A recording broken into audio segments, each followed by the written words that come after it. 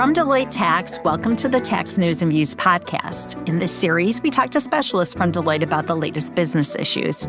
I'm Carrie Falkenhayn, your host for Tax News and Views, and today we are going to be talking about Pillar 2 again, especially since the first filing deadlines have recently passed. So joining me today are two specialists from Deloitte who have been leading our approach to Pillar 2, in particular around compliance and process and data. We have Beth Miller and Chad Hungerford, so welcome to the two of you. And I'll just set the stage a little bit. So we just closed out the first full Pillar 2 compliance cycle. And that has been the global minimum tax's first real test in the real world. And I know for a lot of teams, this was the hardest busy season of their careers. Lots of new forms, new systems, new data. And for many companies, it was a deadline that landed just this past June 30th. And so today we're going to cover three things. First, we're going to talk about what year one actually taught us. And then we're going to move into why year two is arriving maybe faster and harder than anybody expects or wants. And then finally, what to consider doing differently starting now, especially as we're heading into tax year 26. So, Chad, I'm going to start you off on our year one takeaways.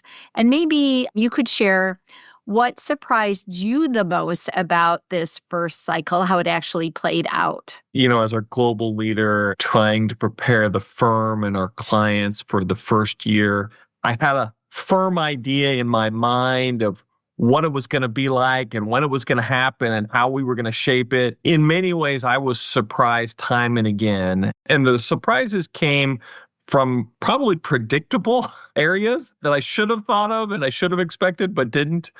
Obviously, it was first for everybody. It was first for us as tax advisors. It was the first time for our clients as the taxpayers, and it was first time for the government. So every rep that we went through in that June 30th deadline tended to be very new and very hard and very difficult. You know, I joke with our teams that in the United States, we often talk about same as last year or Sally being our guide on many of the things we end up doing. But there was no Sally to be found as we were going through all of the various different forms. And that created challenges.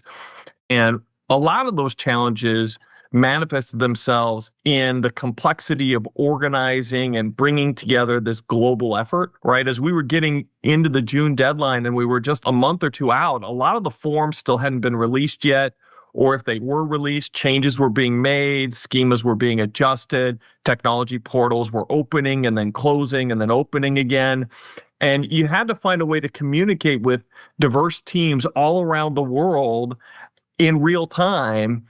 And a lot of the systems that we normally use to manage that kind of thing don't work when you're in that unpredictable of an environment. And so a lot of our professionals were thrown back into the old days from the early part of my career where you've got emails flying all over the place. And, you know, every morning you're waking up in your inbox and there's 400 emails as your 30 teams on 7 different clients are all trying to figure out what they're doing and what's changed and where they're getting information. And so that complexity wasn't tax technical complexity. It was just coordination complexity. Technology didn't work as well as we hoped it would. A lot of that wasn't really on our side. It was the governments, as we said, this was their first time through. And a lot of the schemas, the portals, the tools that were developed to enable taxpayers to file their forms just weren't ready, hadn't been fully tested. You know, they went live with significant errors. And that created a tremendous amount of frustration and additional time and effort that went into the filings. I remember sitting with one of my clients that was trying to file their GIR in a specific country, and we went 30 times through to try to get the GIR to file. And what we hadn't realized is the country had set their schema validation errors incorrectly, because you're supposed to validate whether the amount in each field is either a positive or a negative number. And they had their signs flipped on a number of different fields. And we were just kind of guessing, checking to figure out where all of the errors were in the schema until we could finally get it to file.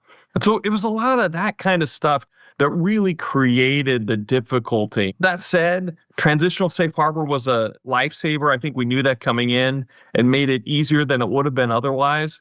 And so, yeah, I guess I was surprised by how difficult it was, On the one hand, I was surprised that the difficulty wasn't in the tax technical. It was really in the technology and in the coordination. But then I did appreciate that the safe harbors really kind of bailed us out in a way that I'm not sure we would have gotten through if we were trying to do the original globe rules that were released. So I guess a lot of thoughts, Carrie, in terms of what's new and what's different. Without a doubt. And so lots of challenges. Pat, let's get you in here. What were some things that maybe worked well in the first year? For us, what really worked well was executing with a model that we call our hub and spoke model. And we carried that theme through all aspects of the project, including people, including processes, and including technology. So, for example, from a technology perspective, it started by bringing everyone together on a single global centralized platform. One hub, every jurisdiction was working together instead of having separate versions. So that's on the technology side. The people and process side, as Chad mentioned, was also super important. And so structuring it such that the processes were driven by a team, the hub, in the headquarter country, that team became the one-stop shop for collecting data, for managing the process, communicating with local teams, and doing the centralized analysis. So safe harbor calculations are a good example. You really don't want to run those separately in 25 different jurisdictions. So having the hub responsible for that was a really important part of the process. The spokes were still super important to the process, though. These are the people and the processes in all of the various jurisdictions. They handled review and sign off and were involved in specific items that were unique to that country that only a local team would know how to flag or could help manage the process. So while there were certainly, bumps being the first year and all the coordination that Chad mentioned, having that centralized hub and spoke model was really important to the success of getting this done. And maybe I will just preview that centralized model is going to continue to grow in importance as we go into year 2 compliance. And I know we're going to get to that a little bit later, why it's going to be a little trickier in year 2. Maybe piling on to what Beth said, as difficult as it was with technology challenges and it being new for everyone, I was overall incredibly pleased by the performance of our teams globally, both the hub teams, the spoke teams, as well as our clients. This is one of those where I was sitting a month out and I was incredibly nervous. I didn't think we would get there. And in that last month, teams and people just rallied, including at the government side. A lot of those cases where we were dealing with technology errors, we had folks in the government go above and beyond to try to facilitate the filings and make sure that we could cross the finish line successfully. So I did see the whole kind of global tax community rally around and perform far better than I expected, particularly as we got into those final weeks. So nothing but congratulations all the way around. So lots of learning in year 1, but obviously year 2 is not going to be Sally either, right? To borrow the Sally phrase, right? We have less time to prepare. We have new calculations being introduced. So a lot to consider for next year. And so, Chad, I'm going to start with you. UTPRs, right, need to be considered for the next filing. What impact do you think that's going to have on taxpayers? I think folks underestimate how impactful UTPR obligations may be on the depth and breadth of their tax filings. So just imagine a U.S. group. They largely meet the transitional safe harbor everywhere, except they have one low tax jurisdiction sitting direct under the U.S. that has a smallish UTPR tax obligation.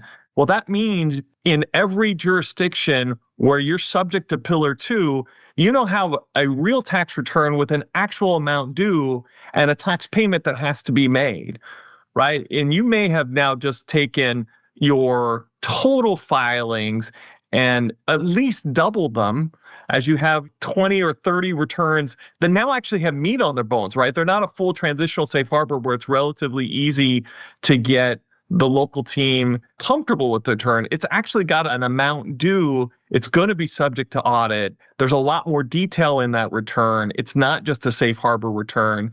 And so how are you going to get all the way through that process as it has this multiplicative effect. And it kind of puts the pressure on what one of the things Beth mentioned with our hub and spoke model is we found it really important to have the hub be responsible for that transitional CBCR safe harbor calculation so we could do it all at once and then provide that data out to every jurisdiction around the world so that they could see, hey, yes, if the hub's in the US has done all of this due diligence to get comfortable with it.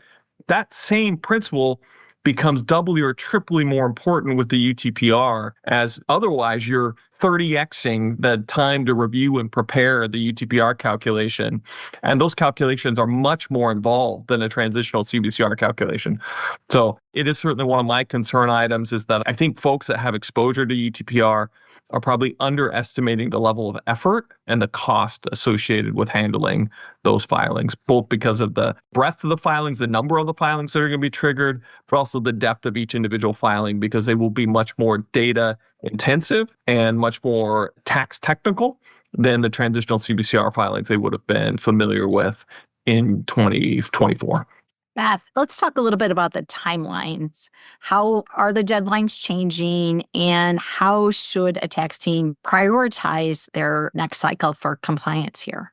Yeah, the headline really is the calendar here. We went from an 18-month runway on the preparation of the first GIR to 15 months for year 2, meaning for those taxpayers, calendar year taxpayers who filed this past June 30th, they will be filing March 31st of next year.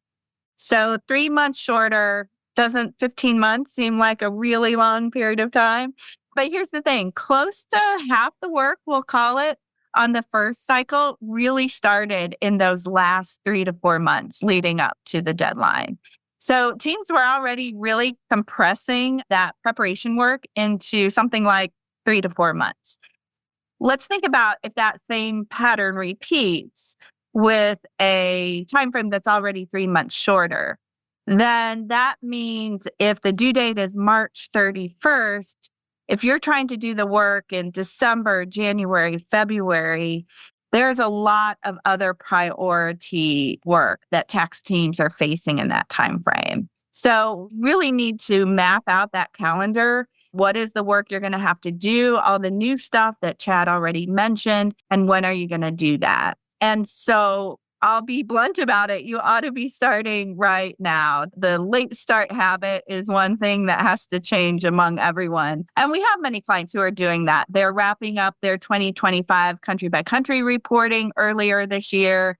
They're already gathering data or rolling forward analysis and work papers. But that is really the key, is if you think about how that time frame matches up with other work that your tax function has, you really can't wait to start. It's got to be now.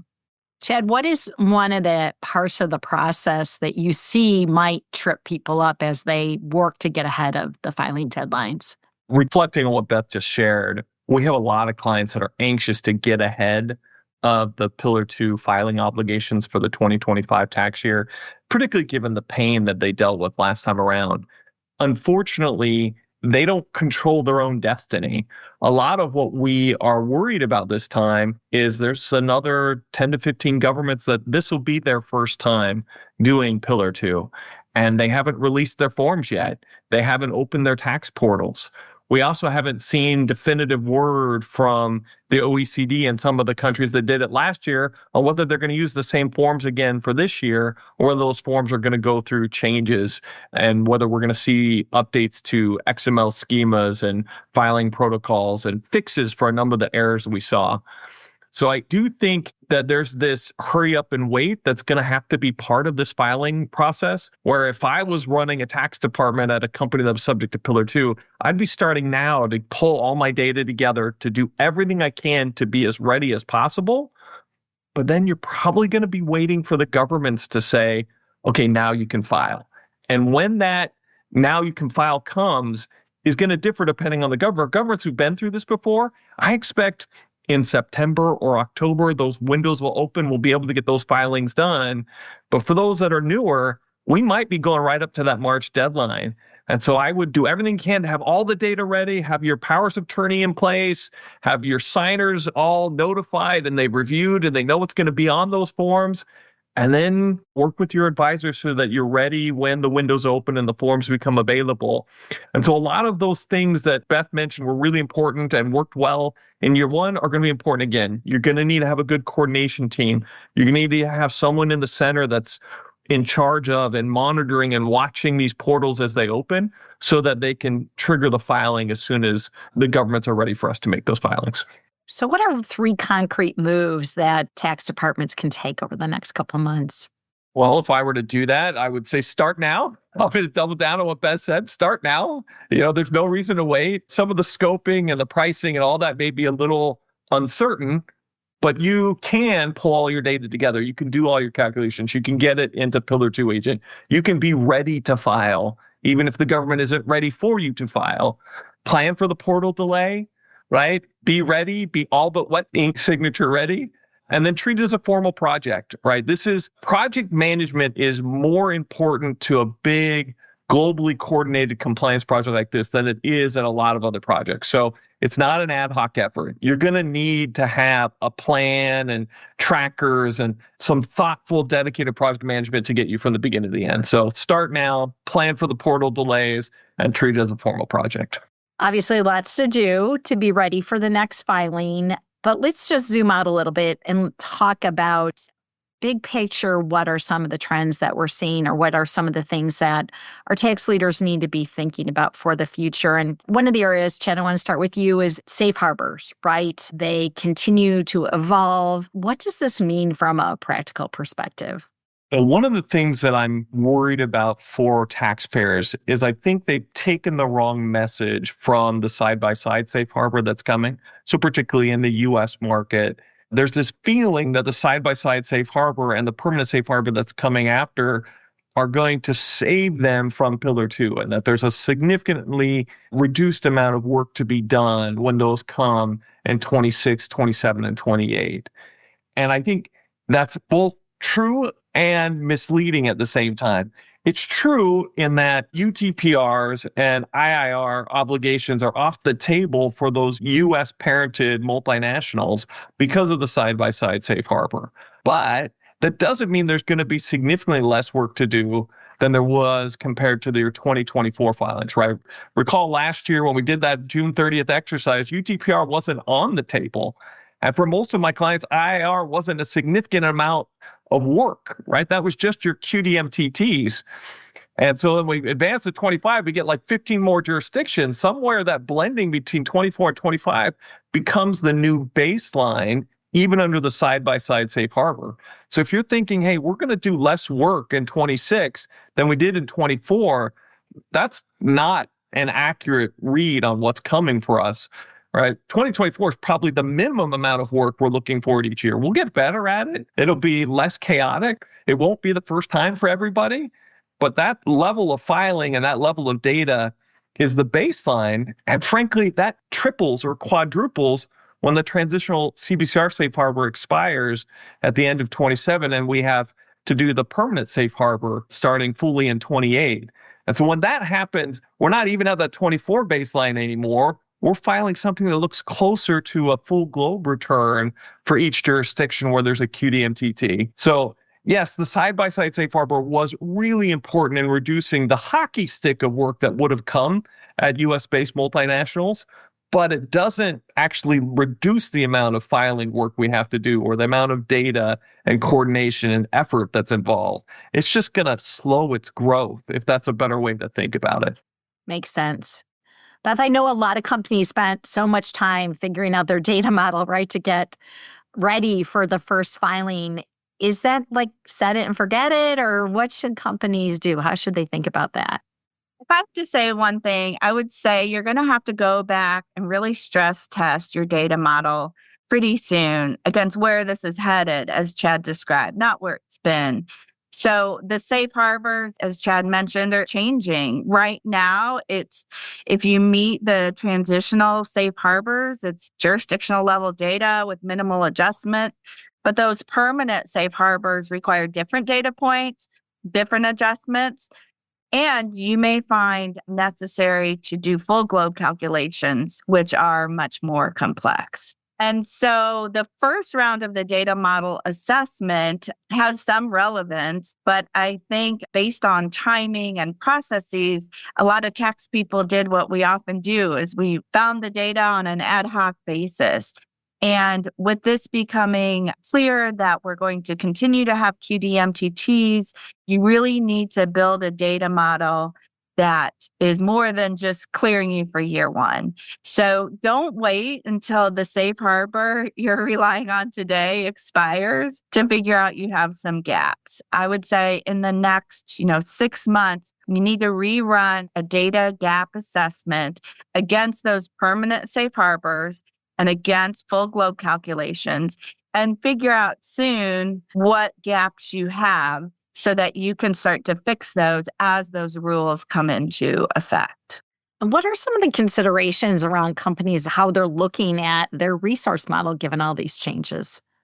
One of the things that we saw a lot of companies struggle with is, we had a lot of companies, particularly outside of the United States, that wanted to do Pillar 2 themselves, right? They built a tax department that was designed to do foreign income tax compliance and as part of the core competency of their departments. And so they went out and they licensed software, they rallied their teams, and in a significant number of those engagements, it proved more complicated, more difficult, and frankly, beyond the capabilities of their software that they had licensed. So they ended up coming back to us or our peers to get help as I got to the finish line.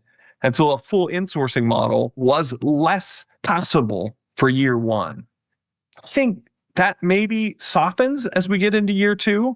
There's still going to be the new jurisdictions. I think there's still going to be challenges with software. I think there's still going to be challenges with technology.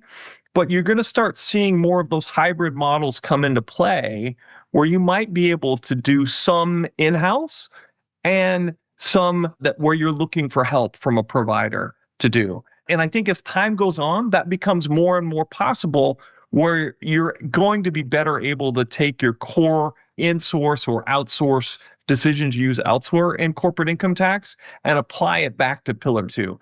But it's not going to come all at once. We have a tremendous amount of change in Pillar 2 before we get to a steady state. I know folks want this to get easier in the short term. They want the change to slow down. But keep in mind, all right, 2024 was year one. 2025 is year one of UTPR. 2026 is year one of side-by-side. 2027 is year one of permanent safe harbor. 2028 is the first year fully without the transitional CVCR safe harbor. It isn't until 29 where we're doing this again on a steady state of rules. And that much change in the rules and in the scope and the breadth of filing make it a little bit difficult to take this work in-house in the short term, or at least fully in-house. Because the technology tools are struggling because when the government releases a form, it takes time for a technology provider to ingest that form, build the filing into their systems, test it, and get it ready so that it can be facilitated in that kind of an offering. And frankly, human systems are maybe a little bit more adaptable than full technology systems. And so I do think that resourcing model is going to be something that's going to have to be carefully monitored as you go along. But I think folks are going to want to manage the costs. And so there are going to be pieces of Pillar 2 that might be easier to insource. Then there's going to be pieces that probably have to remain outsourced for a long period of time until we get to that steady state model in 2029. It is the complexity of doing this big new area of tax that didn't exist before. And all of us are pioneering this and we're figuring it out as we go along. And that has implications on our resourcing model. So if you think of what Chad was talking about in terms of a continuum, fully insourcing, fully outsourcing, and then the middle is co-sourcing. And I think we will, to Chad's point, see that trend of a lot of different models of co-sourcing happening, but probably the two full extremes on the ends will likely be the outliers, and it will be looking at what can we do in-house, but where does it not make sense for me to invest? And I think as you think about that, you really should be thinking about the long haul. Don't wait to make decisions on that till 2029. But map out what's changing, what things look like each year, and how you're going to adjust that operating model over time. All right, let's do some rapid fire questions as we wind down this discussion, and so much good information. Thank you guys. But Chad, what is one thing tax teams should consider before the end of this September? I'm just going to go with what Beth said and start now. The biggest challenge we had with year one, the biggest difficulty that caused us, as you let out, to be the most difficult busy season many people remember, was a lot of taxpayers waited until it was frankly too late, right? We had 50% of our clients globally contracted to do Pillar 2 compliance after March. So April, May, June, within 3 months of the deadline. And that put a tremendous amount of stress on them and on the global system of delivering this kind of tax compliance. So start now. Start before the end of September. Be under contract. Be underway. Be getting your data into a software. Go. Absolutely. Beth, is there anything underrated, like something people might not be thinking about that we haven't covered already that you want to include? Following with some specifics to what Chad said, I think it's clarity on your filings and authorizations. Make sure you understand where and what you're going to file for year two with the new jurisdictions, with the new UTPR. Maybe it's not the most glamorous, but sorting out these details, having a good calendar, starting the power of attorney and local authorization paperwork will really help later. Those things are the things that pop up at the end and can quietly stall the whole filing process when you really want to be focused on the data and the numbers. So get those things going now, get those new jurisdictions under control, and that's really in your control today to do. All right. Well, thank you both. A lot of information, a lot for our U.S. multinationals to be thinking through. And I know a lot of them are in the middle of working through their U.S. filings right now. So super timely advice to get ready for what's coming next. So audience, thank you as always for joining us. If you want more information on Pillar 2, and I'm sure listening to this probably raised some questions in your minds, you should go to Deloitte.com and search on Pillar 2. There is a wealth of information there. You can reach out to Chad or to Beth or to your favorite Deloitte tax practitioner for more information as well. Thank you all for joining us. I'm sure we'll be talking about this topic again. Until then, everyone, continue to be well. Take care.